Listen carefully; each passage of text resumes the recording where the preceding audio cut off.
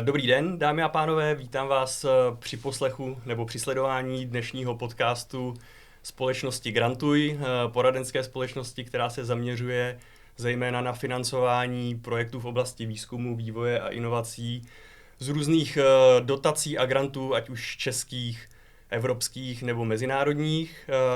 Dnes tady vítám i našeho hosta, spolu tedy se Sašou Krejzovou a mnou Jiřím Kvízem je tady pan Michal Borza, náš host ze společnosti RV Magnetics, nebo také RV Actuators. Dobrý deň, ďakujem za pozvanie, som rád, že tu s vami môžem byť a že si sa takto porozprávame.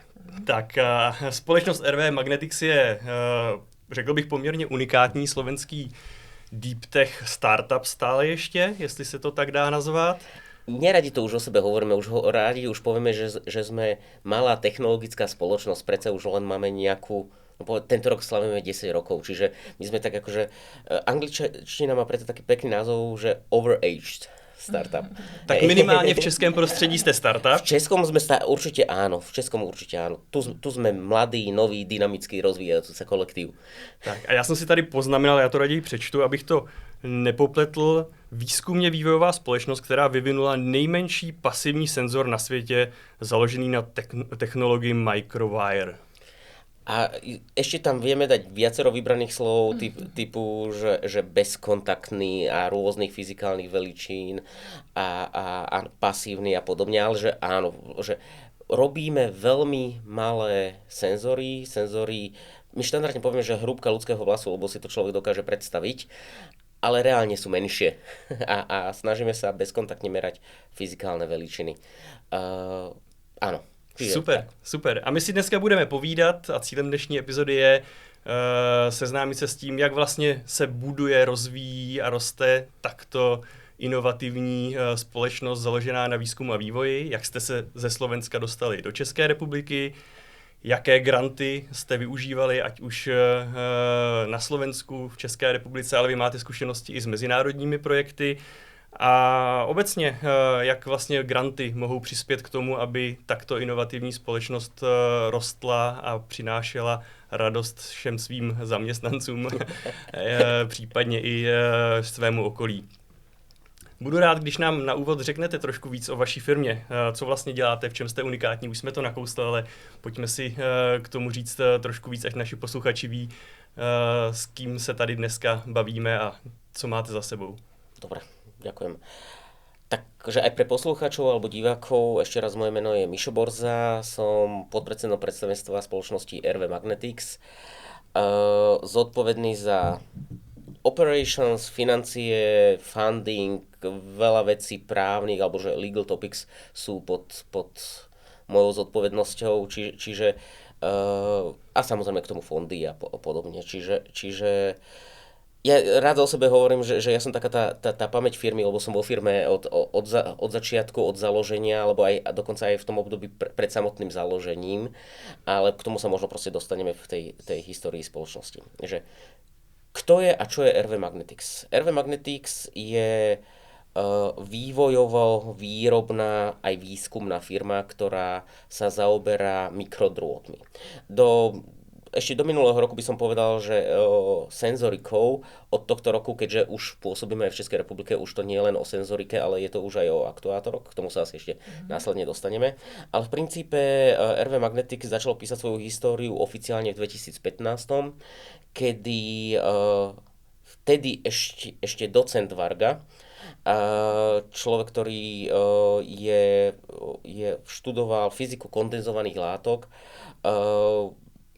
Stretol som sa ja ako zástupca fondu, ktorý investuje do nových myšlienok, do deep tech myšlienok, a kolega Varga, ktorý mal deep tech myšlienku a založila sa spoločnosť RV Magnetics. Tá história bola akože rôzna, plánovali sme spolupráca s univerzitou, nepodarilo sa, ale v podstate založil sa RV Magnetics, ktorá vyvíja customizované, na mieru robené riešenia v oblasti senzoriky pre klientov, postavené na našej vlastnej technológii, ktorá sa volá že microwire alebo mikrodrôtiky.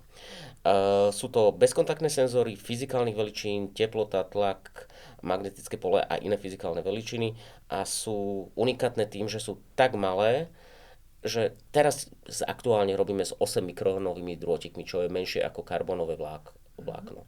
Čiže naozaj senzory, ktoré už je problematické vidět lidským okom. Možná je to trochu těžký na pochopení pro diváky, jak bylo i pro mě, i pro Lenku.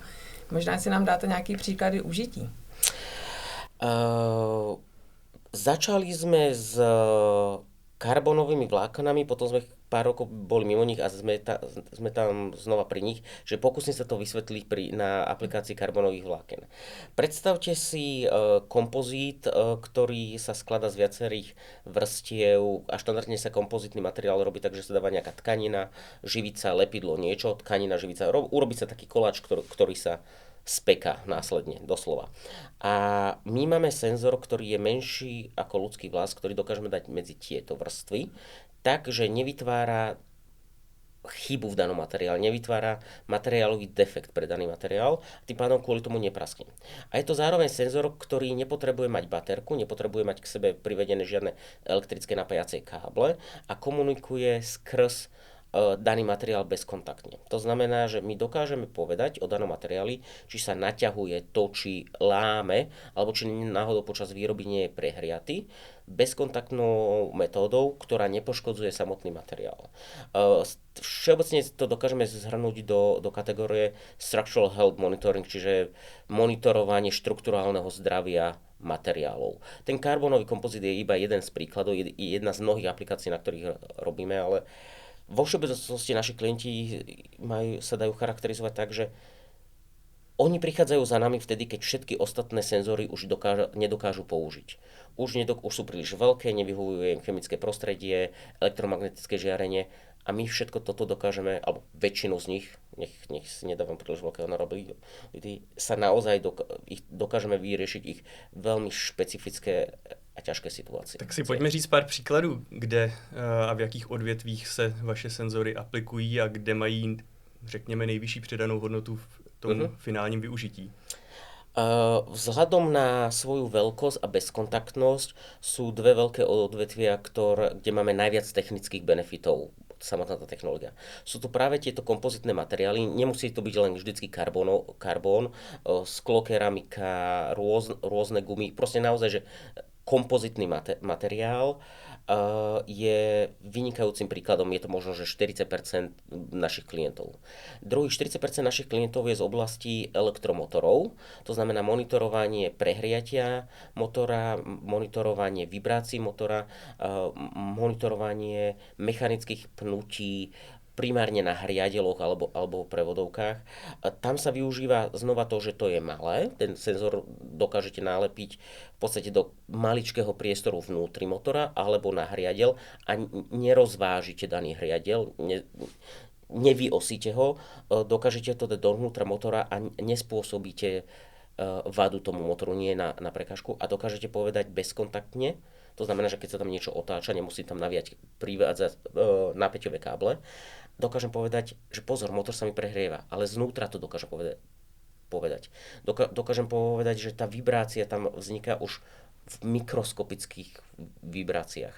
Čiže toto je možno, že 80% našich klientov. Ale tá šírka tej aplikácie je naozaj veľká.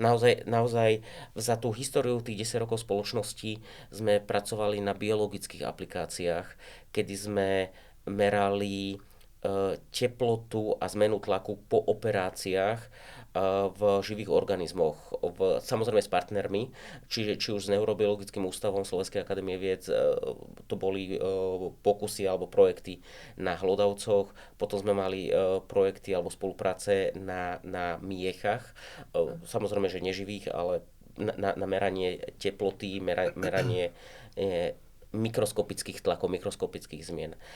Máme aplikácie na elektromotoroch veľmi špecifických.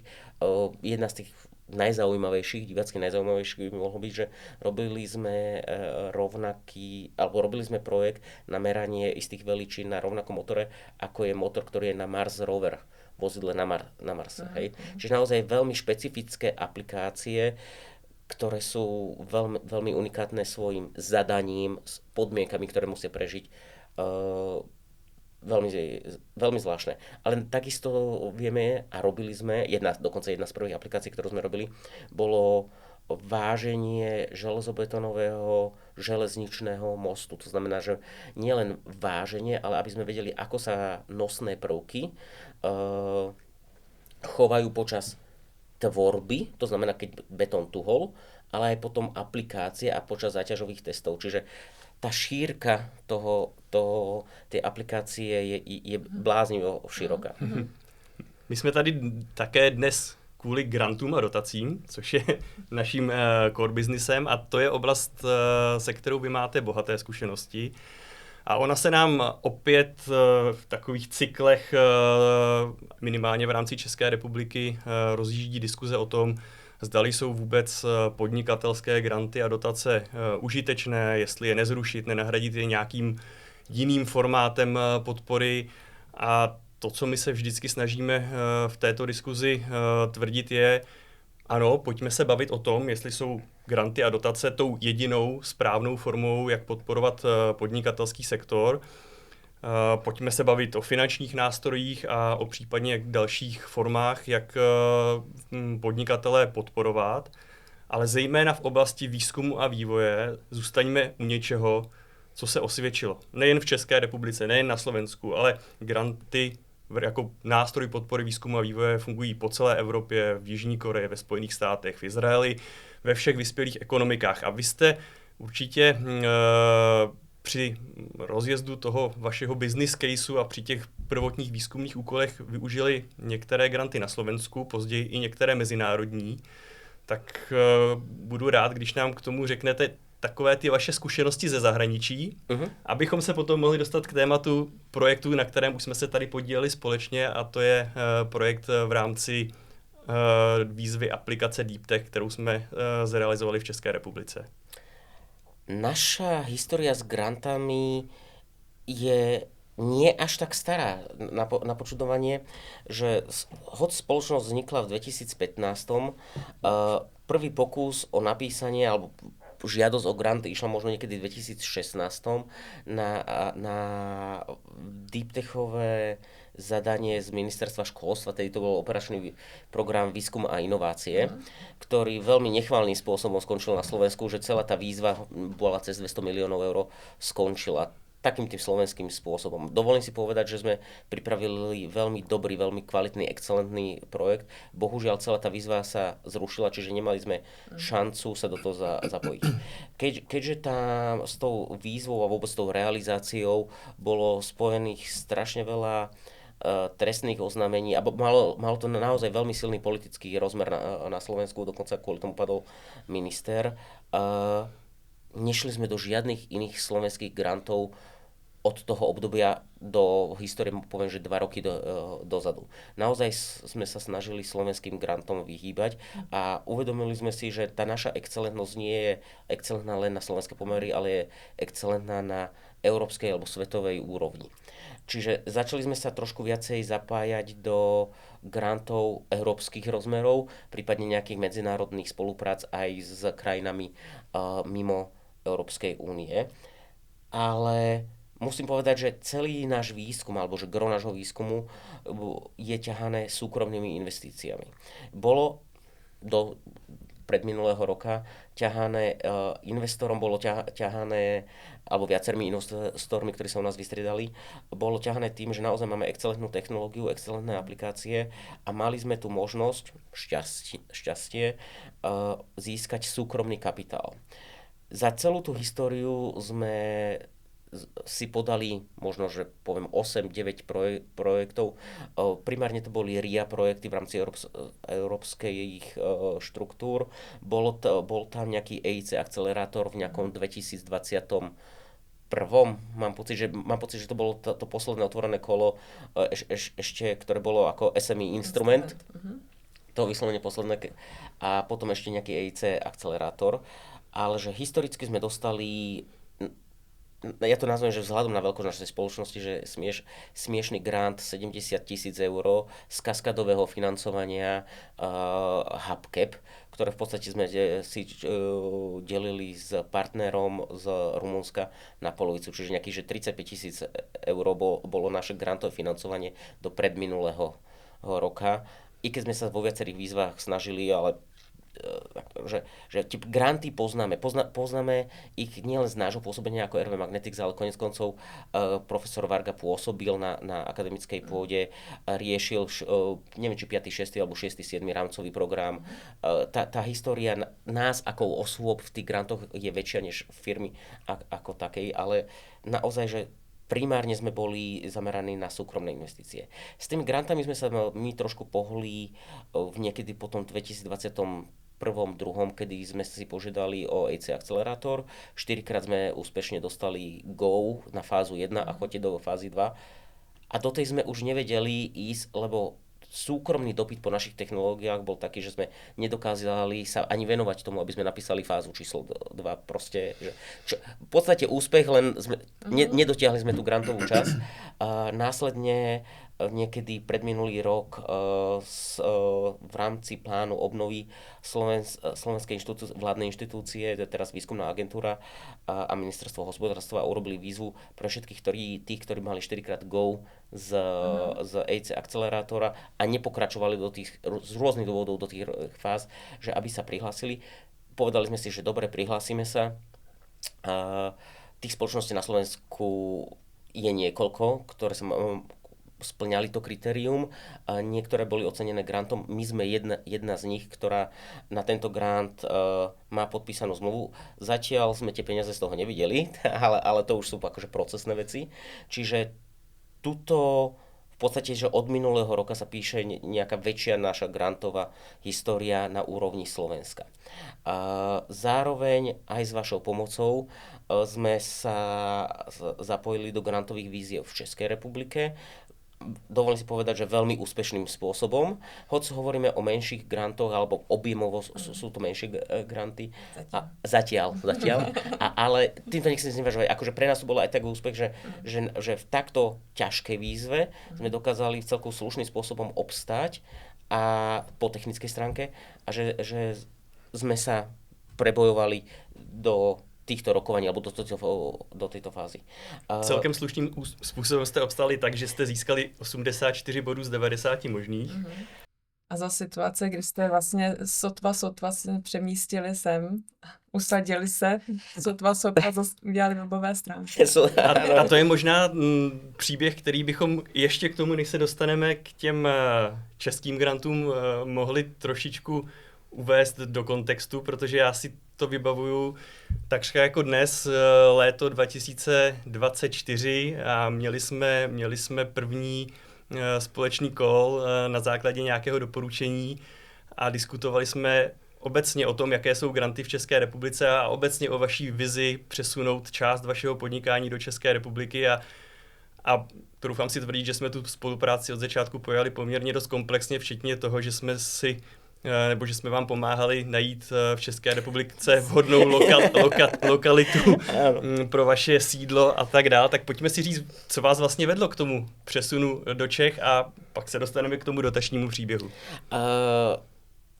RV Magnetics na Slovensku vzniklo ako čisto súkromná spoločnosť so silným akademickým zázemím. Profesor Varga bol profesorom na univerzite, v súčasnosti máme asi 3 docentov, ďalší 2 sú na ceste, aby sa stali docentami. Že my máme silné prepojenie na akademickú sféru, primárne v Košiciach, či už je to Technická univerzita Košice alebo Univerzita Pavla Jozefa Šafárika. Tá spolupráca bola viac menej dobrá vždycky. Bohužiaľ, v minulom roku sa stretlo viacero okolností, ktoré nás donútili veľmi aktívnym spôsobom sa zamyslieť nad tým, a nielen zamyslieť, ale aj zrealizovať kroky, aby sme deriskovali naše fungovanie a presúvali časť našich aktivít aj mimo Slovenska. Jednak to bolo pôsobenie profesora Vargu ako majiteľa a hlavného technológa spoločnosti na slovenských univerzitách, kedy sám povedal, že tu už potenciál nevidí, keď mám byť slušný, tak si povedal, že dobre, tak na tú oblasť výskumu, ktorej sa chcem venovať, a to sú shape memory alloys na báze Heuslerových zliatín, veľká technikália, ale že kde sa to robí? No, špičkový výskum sa zhodou okolností robí v Prahe. Hej.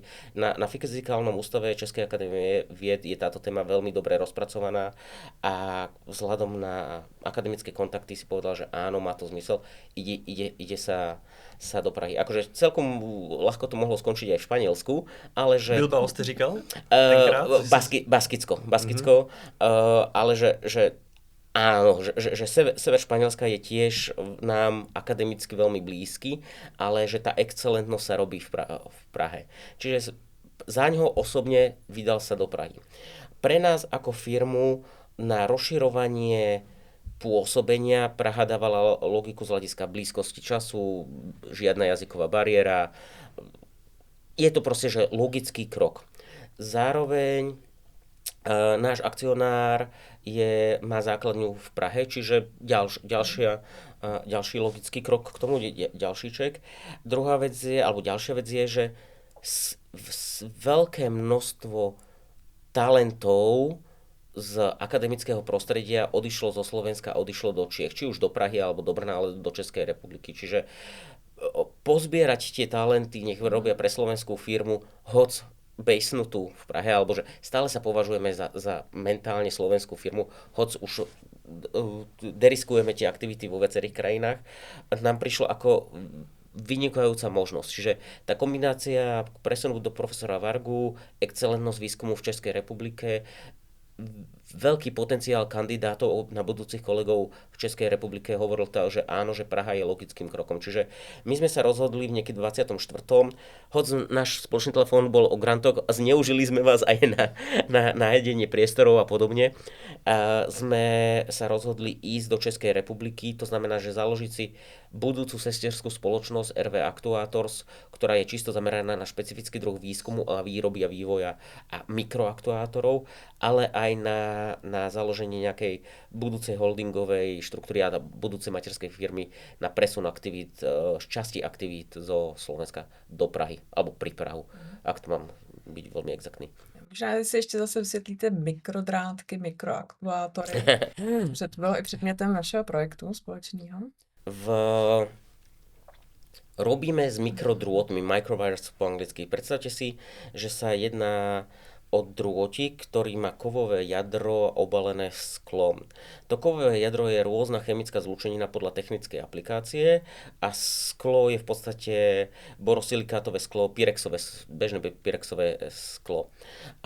Vzhľadom na metódu výroby však sú veľmi unikátne vlastnosti daného drôtiku. To znamená, že ten drôtik je nechcem ísť do veľkej fyziky, ale že má veľmi špecifické fyzikálne vlastnosti. Hovoríme v jednoduchosti, keby som to mal povedať, jedná sa o tyčový magnet, normálny magnet, ktorý sa učil na strednej škole, ale v mikroskopotickom rozmere. To znamená, že to kovové jadro má niekde medzi 2 až 20 mikrónmi, ten obal má ďalších 5 až 30 mikrónov a toto je niečo, čo my aktívne manažujeme, to znamená manažujeme chemickú kompozíciu daného jadra, manažujeme rozmery jadra, rozmery obalu a vyrábame z toho v prípade RV Magnetics senzory, v prípade RV Actuators mikroaktuátory. Mikroaktuátor je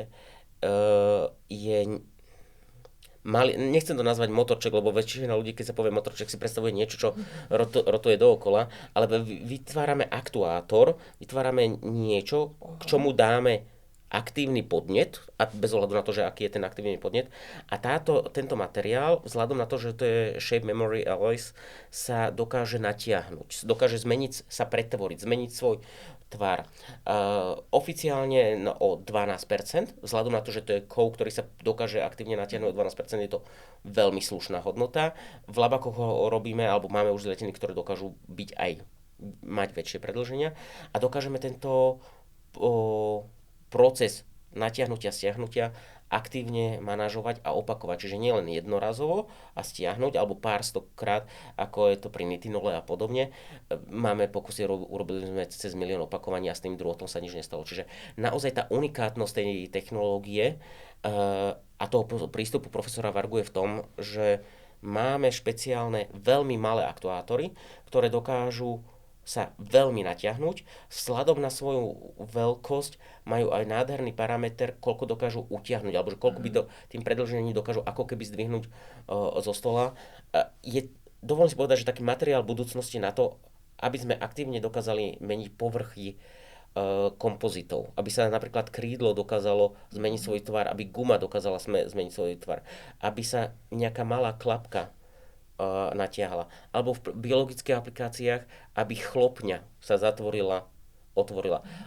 Prečo hovoríme aj o biologických aplikáciách? Ten sklený obal, to je Pirxové sklo, je to isté sklo, ktoré sa používa v Petriho miskách. Je to biokompatibilný materiál, čiže je bez problémov daný do ľudského tela, nespôsobuje defekty ani ľudskému telu. Čiže sme aj v takých space aplikáciách, sme aj v biologických aplikáciách, sme aj v industriálnych aplikáciách, ktoré vyžadujú mikrorozmery. Ještě na jakém terelu se v tuhle chvíli pohybujete? Ono to souvisí s tím naším projektem, který vlastně byl zacílený na ověřenou technologii výroby mikrodrátků. Výstupem byl teda i funkční vzorek, ale...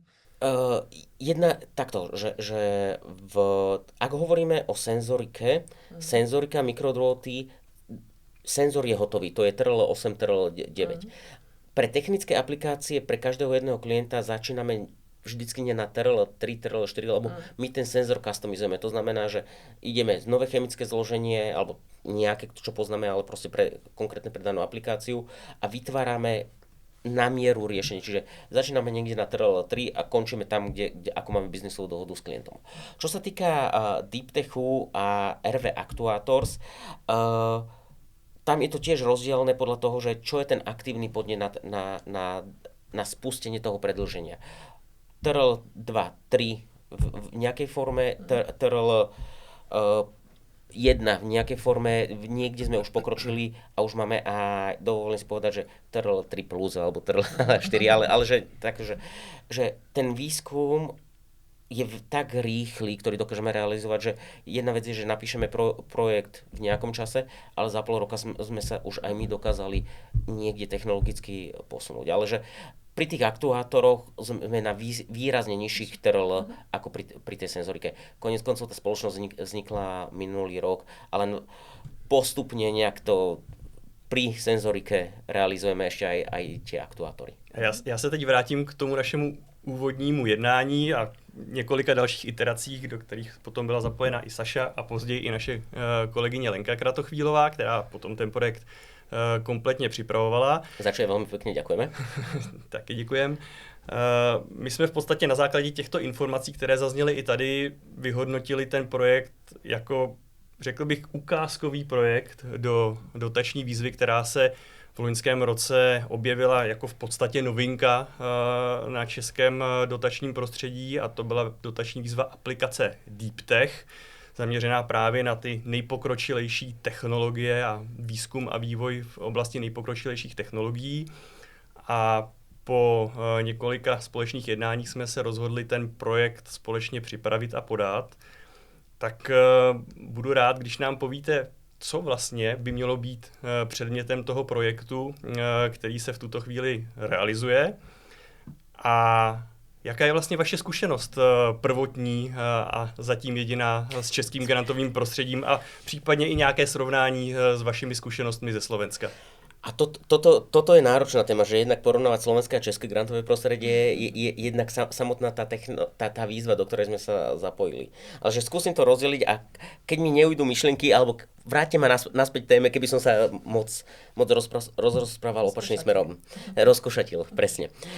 Že ak idem k samotnej tej výzve, že my sme strašne radi, že sme našli a že sme našli vás. Ako agentúru, ktorá nám ukázala cestu, že čo sa deje v Českej republike, aké sú výzvy, aké sú možnosti.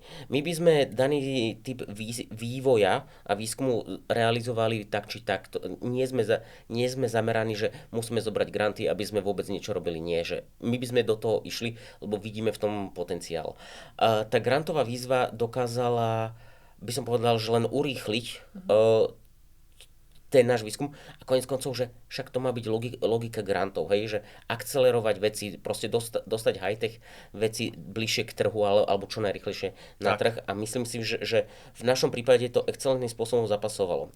Nie len na úrovni toho, že ako znela tá výzva a versus naša technológia, že naozaj tamto sadlo jedna k jednej, že keď sme si odklikávali, že čo všetko spĺňame, čo všetko nespĺňame, bolo tam veľa veľkých kvačiek, že áno a pár administratívnych sme doladili časom a koniec koncov asi aj to hodnotenie hovorí o tom, že tá excelentnosť tá v našom prípade je.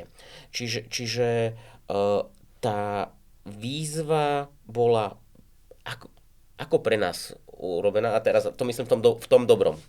Nie takým tým štandardným iným spôsobom. A sme radi, že sme dokázali vôbec akože naplniť tie očakávania tej výzvy a aj s tým tímom, ktorý máme a tými znalosťami, ktoré máme, že sme asi dokážeme byť relevantným partnerom aj proste pre české prostredie. A toľko k tej výzve, že čo ideme robiť je, že ideme teraz je, že skúmať, vyrábať, experimentovať, vyvíjať aktuátory, ktoré momentálne my aktivujeme elektrickým prúdom. To znamená, že pustíme prúd do senzora a on sa nám natiahne, stiahne x-krát. V ďalších fázach toho projektu chceme, aby tým spúšťačom, tým aktivátorom bola externá teplota, to znamená, že dokážeme ten drôt aktivovať bezkontaktným spôsobom, len externou teplotou, ktorú si my určíme nie len hociakou teplotou, ale nejakou, proste, ktorú my aktívne vieme manažovať. A budeme hovoriť, že pri takejto teplote sa spustí takýto efekt, pri takejto teplote sa spustí takýto efekt. Treťou fázou je ovládanie magnetickým polom, to znamená, že veľmi špecifickým magnetickým polom, ktoré si dokážeme znova manažovať, dokážeme aktivovať daný drôt, aby sa spustil, predĺžil. To znamená, aby naklonil nejakú parabolu, naklonil nejaký satelít alebo zavral chlopňu. Hej. Čiže toto sú tie základné princípy toho projektu, ktoré ide realizovať profesor Varga s jeho výskumno-vývojovým tímom. A my sme ten obchod, ktorý sa to potom bude snažiť predať a dostať reálne do praxe. Ale tak, ako hovoríme už aj s našimi partnermi, ktorých koniec koncov máme už toho senzorického biznisu, je to veľmi potenciálna téma. A hovorím, že space, biologické alebo medicínske aplikácie a vzhľadom na geopolitickú situáciu, povedzme si, že aj tá téma defense alebo dual use je čoraz aktívnejšia aj pre túto oblasť. Čiže toľko k projektu. Milé rád pôjdem aj hlbšie, len nechcem sa rozkošatiť. Ještě doplním, že vaším partnerem je právě Fyzikální ústav. Že vlastně i nákladově jste to měli téměř půl na půl, takže tak. Jako velmi aktivním a velmi hodně zapojeným partnerem je Fyzikální ústav. A my sme radi, že máme takéhoto partnera, lebo je to excelentný partner a robí excelentný výskum. A robí ho tak špecifický alebo tak zaujímavý, že on je naozaj unikátny aj v priestore Európskej únie. Že konec koncov profesor Varga je na akademickej pôde 30 rokov alebo koľko. Je bývalým členom Európskej magnetickej asociácie alebo že podpredsedom predstavenstva, takže má veľký prehľad, kde sa robí aký dobrý špičkový výskum. A on si povedal, že áno, chceme ísť do toho a chceme ísť do toho s Fyzikálnym ústavom Českej akadémie vied. Čiže máme dobrého partnera, nie len po tej finančnej, lebo sme išli na polovicu, ale po tej excelentnej stránke, po tej technickej. Pri tom, ako dostať niečo z akademického prostredia, vedecko-výskumného, do praktického. Naozaj, že tá spolupráca, hoď sme stále na začiatku toho projektu, ale už v tej prípravnej fáze bola, dovolím si povedať, že veľmi dobrá. A hádam, nám to aj tak zostane, že áno, Fyzikálny ústav je veľmi dobrým partnerom pre tú oblasť, ktorej sa chceme my venovať. A to je skvělá inspirace pro řadu dalších českých firem, protože mnohdy ty diskuze na úrovni firem nebo nás a našich klientů o tom, v jaké rovině, v jaké intenzitě spolupracovat na výzkumně vývojových projektech s výzkumnými organizacemi je složitá a tady a stejně taky v řadě dalších projektů se ukazuje, že pokud je to kvalitní výzkumná organizace, kvalitně vybraný partner, tak to má jako obrovskou přidanou hodnotu, nejen pro ten grant jako takový, ale pro ty výstupy a pro to, aby se ta firma technologicky posouvala kupředu. Dovolím si to porovnať aj so Slovenskom a spolupráce so slovenským akademickým prostredím, že tuto to bolo jednoduchšie. Hoď stále, že keď spolupracuje súkromná spoločnosť s akademickým sektorom, vždycky je tam proste nejaká neznámosť spoločnej reči. Hej, dovolím to si povedať takto.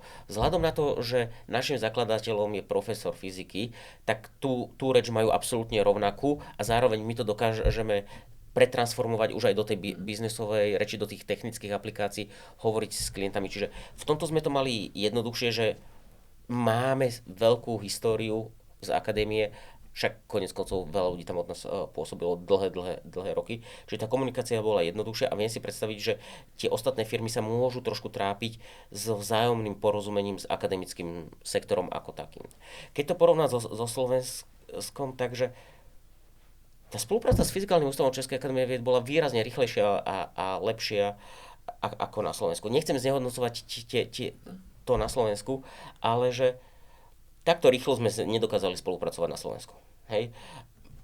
Rôzne animozity slovenského prostredia, rôzna nejaká akože horká pachuť, ale tuto to išlo rýchlo, dobre, konec koncov, že odkedy sme sa prvýkrát stretli a sme si povedali, že to bude na x tom stretnutí, neviem, 3., 4., že to bude táto výzva a má to zmysel, dovtedy pokiaľ sa že vybrali partneri, to bolo akože pomerne jasné napísať ten projekt a rozhodiť si to a asi Lenka by o tom dokázala napísať esej, že jasné, ale to bude proste že nejaký proces, ale že áno, že netreba sa báť pracovať s akademickým prostredím, treba však nájsť ten spoločný komunikačný jazyk, čiže pokiaľ v tých firmách by boli nielen, my to hovoríme, že inžinieri, ale že boli by tam veci, ale teraz myslím to v tom dobrom, že je tam niekto, kto si prešiel nielen PhD štúdium, ale aj trošku si odpracoval na akademickej pôde, bude rozumnejšie a rýchlejšie vedieť komunikovať s akademickým prostredím, tak, aby sa napísal dobrý projekt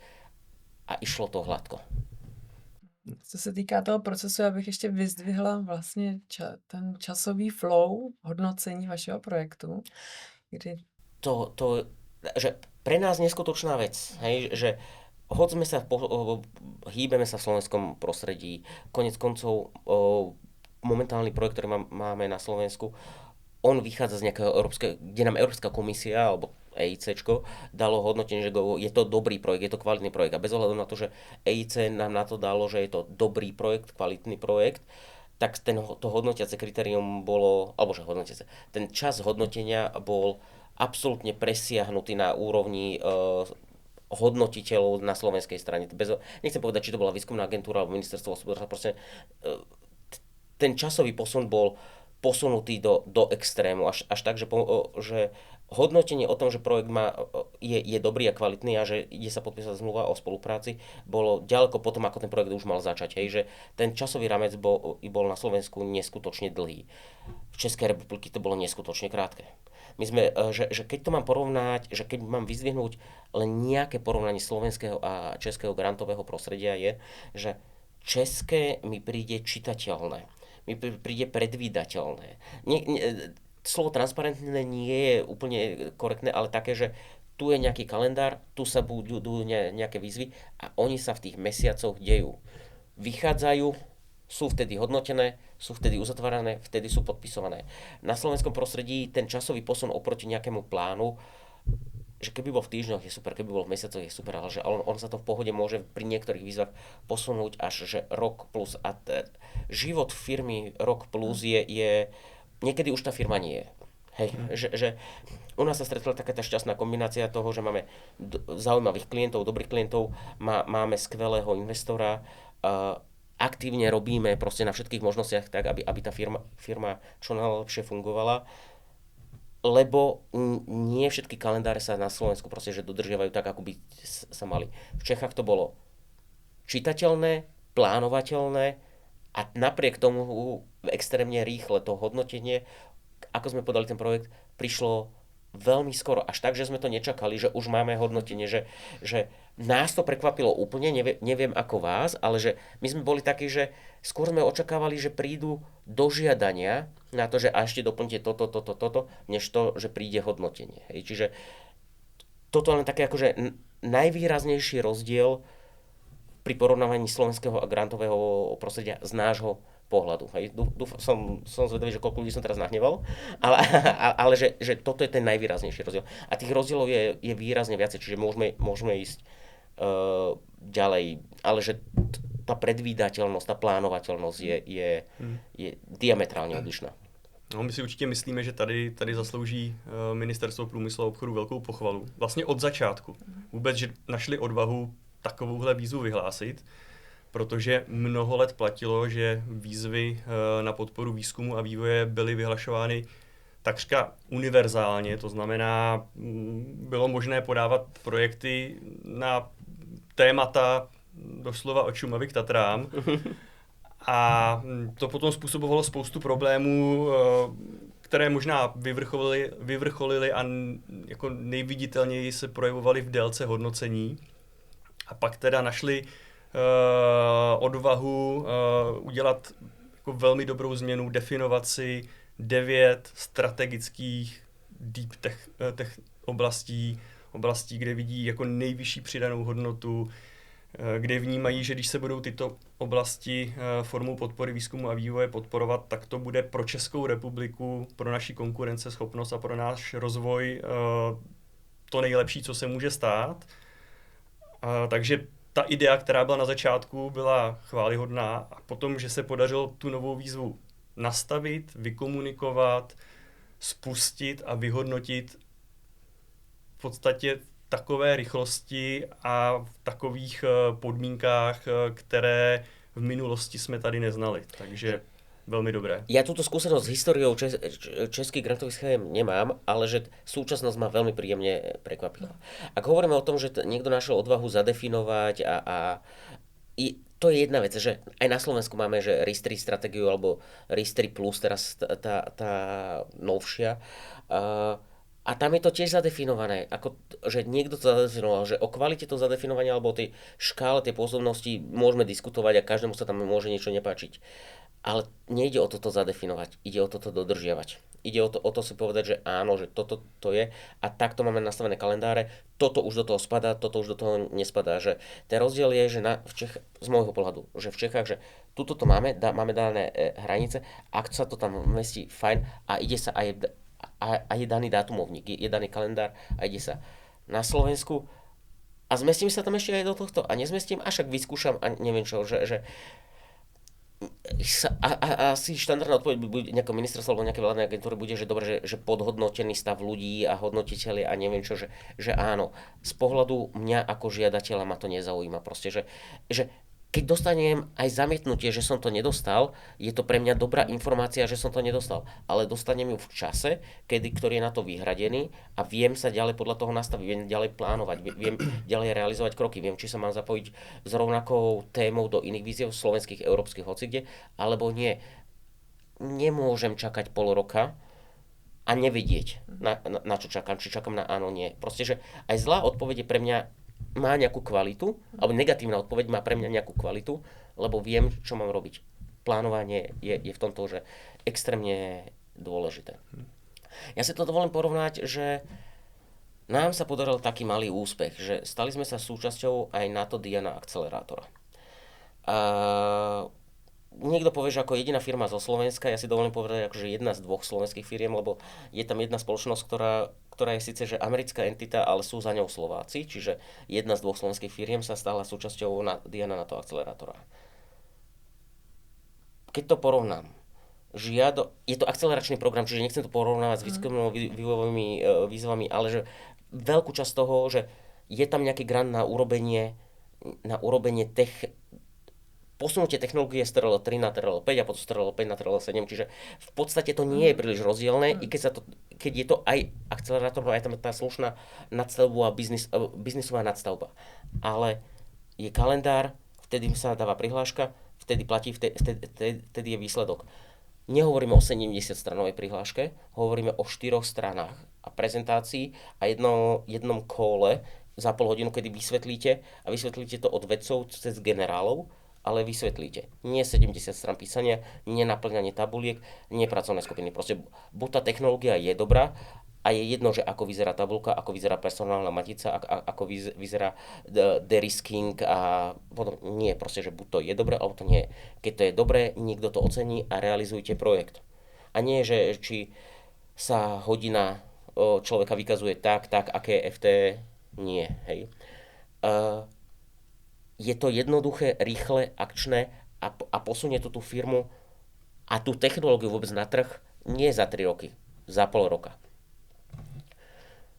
Tá česká grantová schéma, však konec koncov ešte ju len začíname realizovať, sme len na začiatku, ale že už oproti slovenskej to bolo rýchlejšie. Nebude to asi tak rýchlejšie ako na to Diana, ale cez to všetko tá rýchlosť, tá akčnosť, to, že máme tu strategické témy a tieto ideme podporovať a ideme to robiť tak, aby si tie inštitúcie boli navzájom sebe partnerom.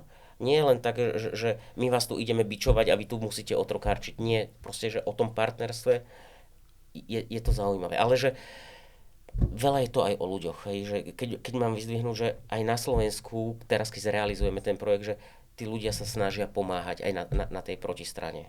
Hej, že tá realizačná fáza, že naozaj sa snažia pomôcť, vysvetliť. Tá prípravná fáza bola trošku tragická, hlavne z hľadiska tých časov. Na konci dňa je to aj o ľuďoch, ale že povedať si, že áno, to môžeme a takto, že cieľ je dostať tú technológiu na trh, nie len niekoho hodnotiť a bičovať a dávať mu cukor a bič, hej. Když jsme tady vychválili, jak se vše Ministerstvu průmyslu a obchodu v kontextu výzvy aplikace DeepTech podařilo, tak je asi na místě zmínit, že další výzva aplikace DeepTech se bude otevírat již za několik dní nebo týdnů, 15. října. To znamená, opět tady bude pro české firmy, které vyvíjejí, inovují, zkoumají možnost v podstatě dosáhnout podobných zkušeností, jako jste tady popsal vy. A jsou to projekty v těch deep technologiích, jako jsou například pokročilé materiály, biotechnologie, umělá inteligence, elektronika a fotonika a mnohé další. Zřejmě dojde i na defense, který jsme tady také nakousli, a což je téma, které se bude asi i do oblasti grantů, stejně tak jako do všech oblastí našeho života, prolínat čím dál častěji. Takže my se těšíme na další zajímavé projekty, ale ten český dotační svět, který se zaměřuje na podporu výzkumu a vývoje, je poměrně košatý. Nám se vlastně takřka ve stejném období bude vyhlašovat výzva Twist, která je zaměřená na podporu umělé inteligence. Bude tady skrze Technologickou agenturu České republiky dotační výzva Trend, která podporuje výzkum a vývoj v té univerzálnější škále bez té deep tech specifikace. Budou tady dotační výzvy, jako je například Potenciál, který zase pro firmy, které realizují výzkum a vývoj a potřebují k tomu nějaké technologické, softwarové, hardwarové či jiné vybavení, poskytuje granty na tuto oblast. Takže těch možností je mnoho a určitě druhé pololetí roku 2025 jim bude patřit. Jak je to na Slovensku? Je to také takhle jako pestré, nebo je to spíše monotématické? Jaké v tomhle ohledu vidíte rozdíly? Takto, že treba rozlišovať, jedno je plán, alebo že výzvy z plánu obnovy, potom výzvy z operačný program Slovensko, čo sú proste, že dve rôzne zdroje, vetvy financovania, nie zdroje, dve rôzne vetvy financovania a potom sú tu štandardné nejaké granty APVV a podobne, že výskumnej agentúry a Vega Kega granty, a čo sú čisto proste, že viac akademické než na spoluprácu. Zároveň sú tam aj, nazýva sa to, že inovačné poukazy, ktoré sú na to, aby sa aspoň ten priemysel trošku priblížil k akadémie, že aby začali komunikovať a spolupracovať hoď s maličkom, ale že aby sa oťukali. Že tých víziev nie je málo. Hej, že záleží, že v akej oblasti niektoré tie oblasti sú nastavené až tak príliš široko, že tam sa môžu prihlásiť, poviem to, že stovky záujemcov, čo sú podľa mňa znova predĺži ten čas hodnotiť a všetkého, že keby to bolo viacej špecifickejšie, ono by to neublížilo. Keby to bolo dané, že v tomto kvartále riešime tieto výzvy, v tomto kvartále riešime tieto výzvy a ono sa to dodržiava, veľmi by to pomohlo celému prostrediu, lebo sa plánuje. My sme špecificky tým, že naozaj máme deep tech, a ktorý dokážeme ľahko aplikovať aj na medicínske aplikácie, lebo sme to robili a vieme, že to tam má potenciál. Vieme to dať do defensu, lebo to robíme to na to. Vieme to dať do priemyslu, lebo to 10 rokov robíme. Hej, že my sme v tomto pomerne univerzálnejší a ľahšie si tam nájdeme tú výzvu sami pre seba. Cez to všetko ľahšie sa mi ich hľadá v Českej republike ako v Slovenskej republike, lebo hoď je tá česká výzva definovanejšia alebo striktnejšia, ale viem, že už v nej som, že hýbem sa v tom, že áno, som jedna z mála spoločností, ktorá to vie, lebo som naozaj tak excelentný v tejto oblasti, že má zmysel sa do toho zapojiť. V tých slovenských výzvách je to viac univerzálnejšie, by som povedal, že širšie nastavené, ale tým pádom neviem, do čoho idem a nevieme, ako sa tí hodnotitelia budú na to pozerať. A tamto hodnocení probíhá čistě na úrovni Ministerstva průmyslu nebo Ministerstva hospodářstva, protože v Čechách máme ještě k Ministerstvu průmyslu a obchodu partnerskou agenturu pro podnikání a inovace, což je v podstatě za mě velice důležitá instituce tady v tom soukolí dotačním, která často odvádí tu černou práci a jako výrazně urychluje proces toho hodnocení a zároveň poskytuje velmi dobrý informační servis podnikatelům, takže myslím si, že má svou nezastupitelnou roli i agentura API. Na Slovensku je to taky takhle rozvětvené? Je to roztrieštenejšie, dovolím si povedať z môjho uhla pohľadu. Máme tu výskumnú VAJA, výskumná a inovačná agentúra, či VAJA u nás, ktorá zastrešuje a vypisuje výzvy, ale v mene ministerstiev, hospodárstva, školstva a podobne. Hej, to znamená, že komunikačným partnerom je mi agentúra, ale hodnotiacim partnerom alebo že zdrojom tých peňazí je ministerstvo. Zároveň hodnotitelia sú poväčšinou nezávislé fyzické osoby mimo prostredia Slovenskej a Českej republiky, čo kvitujem, to znamená, že dáva to nejakú takú relevanciu. Na druhej strane, že z tých hodnotení, či už negatívnych a pozitívnych, sa veľa nedozviete. Že ak to mám porovnať, že a rovnaké je to aj na úrovni Európskej únie, že nám prišlo x hodnotení zamietavých aj z RIA víziev, z ECčka a boli ako keby cez kopírak, že nevieme, kam sa máme posunúť. Že keď dostaneme negatívnu odpoveď, fajn, ale aspoň nám povedzte, čo sa vám nepáčilo, nech aj my sami vieme, kam sa máme zlepšiť, kam máme sa lepšie uberať tým výskumom, že kde vidíte väčší potenciál. Aj toto nás posunie, že dobré hodnotenie, excelentné hodnotenie, hoď zamietavé, ale že obsahom sme dostali od Európskej vesmírnej agentúry. Až tak, že bolo osobné stretnutie, kde hodinu nám hovorili, toto má byť inak, nie po administratívnej stránke alebo operatívnej, ale že takto sa hýbe ten svet, takže toto si upravte, že wow, veľmi nás to posunulo, aby sme pochopili spôsob myslenia, že zlepšiť hodnotenie hoď negatívne, dať tým spoločnosťam lepší feedback, čo majú robiť, by veľmi pomohlo samotnému prostrediu o rok, o dva, aby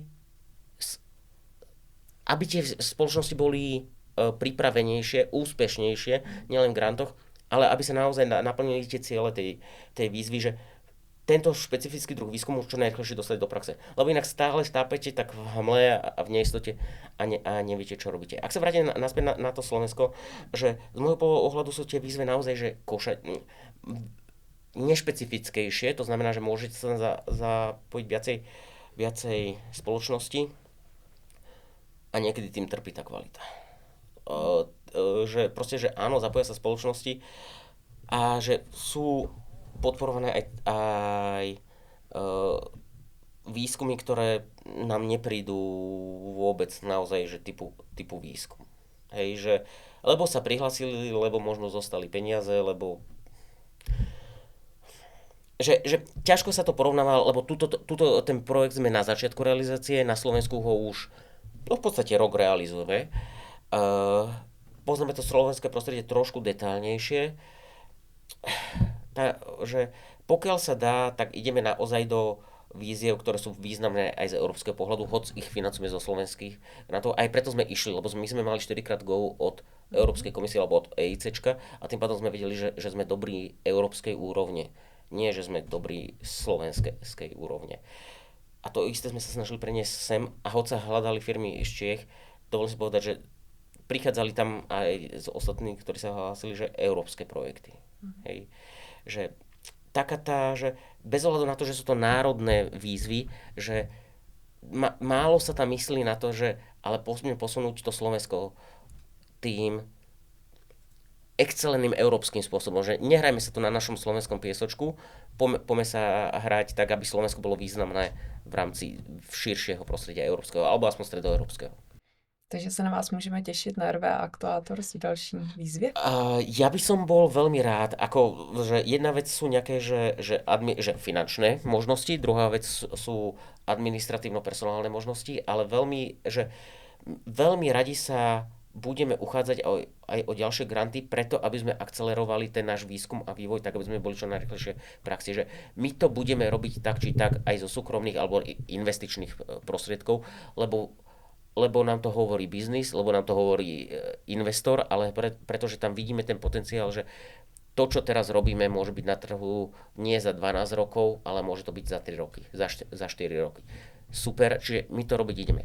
Ak to dokážeme odfinancovať grantami, ktoré nám skrátia dobu realizácie, či už výskumno-vývojových úloh, alebo tých nasadení na trh, či už je to, že pokrytie personálnych kapacít, nákup prístrojového vybavenia, super, na to má byť ten výskum proste, aby to akceleroval a my to veľmi radi využijeme a veľmi radi sa do toho budeme zapájať, ale nebudeme na tom stať. Hej, že pre nás to nie je jediná noha, na ktorej stojíme, je to jedna z možností a je to, by som povedal, že takéto to korenie do toho jedla, aby to bolo vyváženejšie, aby to bolo rýchlejšie, aby to malo aj nejakú chuť, ale naozaj, aby sme to urobili rýchlejšie, aby to lepšie chutilo, to, čo na konci dňa urobíme.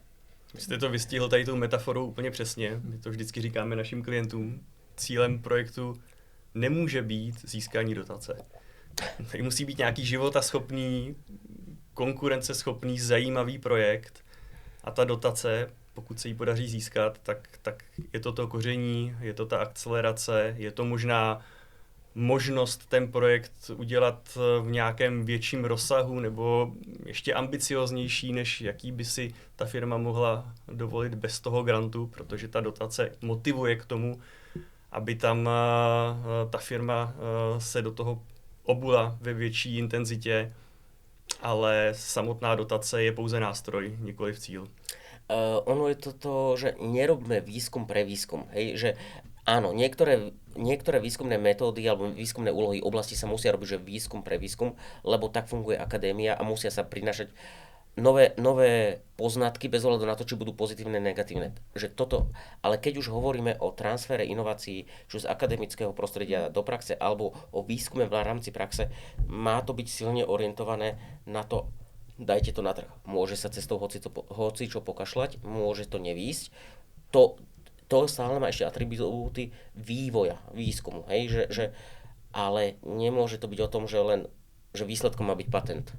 Lebo akože pri slušnom písateľovi patent napíšete za týždeň a máte patent a na to nepotrebujete mať grant. Hej? Že ten biznisový rozmer, ten aplikačný rozmer, to, že robím s relevantnými partnermi, má byť hodnotiacim kritériom, alebo aspoň nejakým akože, keď nie hodnotiacim, tak ako zreteľahodným kritériom na to, že aha, dobre, tak toto nie je to, že si len oni niečo v piatok pri pive niečo vymysleli, ale to, že tam majú partnerov, ktorí o tom majú záujem, že to chcú nasadiť, že to má zmysel aj z hľadiska nejakého produktového portfólia budúcich klientov.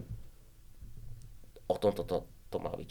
Keď hovoríme o tých výzvach, ktoré sú na poli výzkumu a biznisu.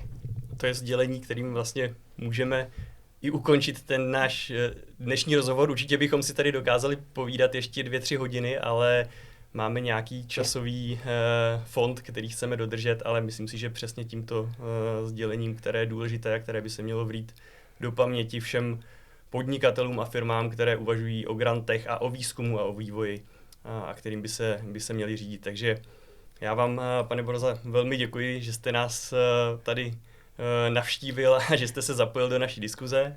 Budeme se těšit. Děkuji, Saše. Ja ďakujem za pozvanie. Ja chcem naozaj oceniť spoluprácu s vami aj s Lenkou, s kolegyňou. A tiež sa teším na ďalšiu spoluprácu, jednak v grantoch, ale aj v rôznych biznisových spoluprácach. Čiže že boli ste nám dobre doporučení a my sme veľmi radi, že sme vás našli. Čiže ďakujem za to pozvanie, ďakujem za spoluprácu, ktorá bola doteraz a ďakujem tak za spoluprácu, ktorá bude odteraz. Nás těším. Děkujeme i našim divákům a posluchačům. Jak již tady zaznělo, dotační výzvy, zejména aplikace DeepTech, budou vyhlášeny během několika málo dní či týdnů a my jsme v té poslední výzvě dosáhli 100% úspěšnosti u všech projektů, které jsme připravili a budeme se těšit na další zajímavé projekty, ať už s RV Actuators nebo případně se společnostmi, které se na nás obrátí. Hezký den a hodně štěstí nejen ve světě dotací. Hezký den.